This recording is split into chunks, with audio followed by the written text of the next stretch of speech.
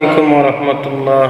সম্মানিত প্রিয় বন্ধুগণ, দেশ স্বাধীন হয়েছে, মুজিববাদীদের সব নিয়ম পাল্টানো হচ্ছে, কিন্তু একটা জিনিস এখনো রয়ে গেছে, শেখ মুজিবের সেই ভাষণটা। আমি নাহিদ ইসলাম ভাইকে বলছি, আপনি সেই ভাষণটাও এবার পাল্টাতে হবে। যেমন শেখ মুজিবে ভাষণ দিয়েছিল, আপনারা সবাই জানা আছে। আমি এর উল্টাটা এবার বলি, এই ভাষণটা এবার এইভাবে হতো: রক্ত যখন দিয়েছি দিন ইসলামের জন্যে, রক্ত আরও দেব। এই দেশে এবার ইসলামী হুকুমত পালন হবে, এই জনগণ এবার ইসলামী হুকুমত পালন করবে।